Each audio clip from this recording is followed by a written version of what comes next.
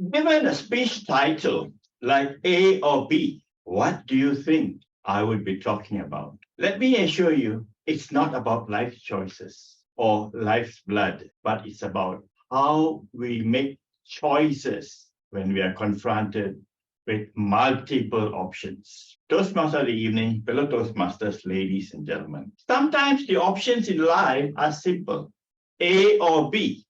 So you just swing from either side and choose one. We all like the answer.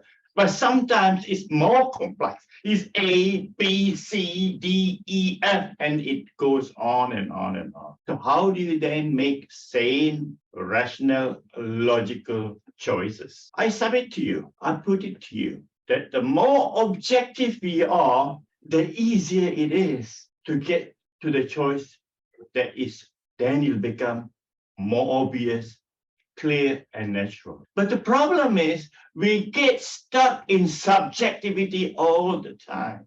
Let me share with you one context so that we begin to understand where I'm coming from. Assuming you are in the human resource department of an organization and you are doing recruitment or maybe even promotions, what would you do? You will, of course, receive the applicants, shortlisted, ensure that they met the minima, and then you submit the list of shortlisted candidates to the interview panel. The interview panel will confirm that they have the qualifications as stated, and then probably ask some questions to test their attitude and their aptitude, maybe even their vision. That's the last portion. But I'd like to ask of you, does this same selection process with objectivity happen in Toastmasters at the district level candidate selection? At club level, it's easy. Club level, we know each other very well. So a fair amount of objectivity is there. But at district level, because it's geographically a very large area, we don't know the candidates real well. So what happens? I'll share with you. I've been in Toastmasters since 1988. I left for a while at 2002 and rejoined in 2020. And I've been a member in two districts, District 87 and District 51.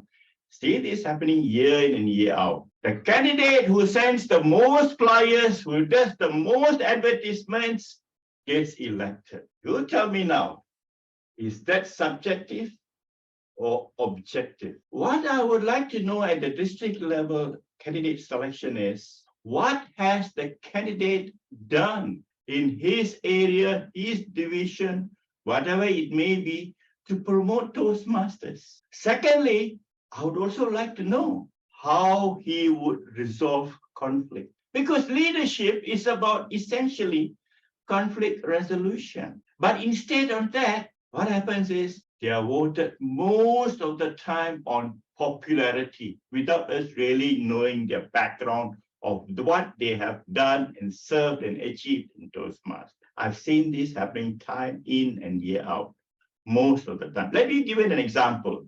Without naming the district, at the district candidate showcase, where all the club presidents and VPs are around, 95% of the questions raised on the candidate potentials were, what will you do if you get elected? What do you expect them to tell?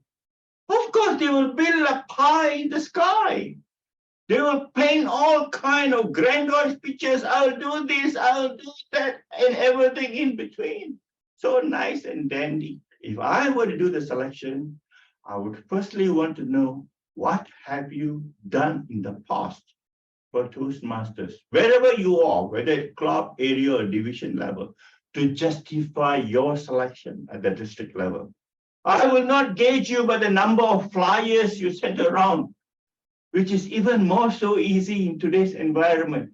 Do a nice poster, a canvas, start sending out popularity. Why is this important to select the right for leadership roles?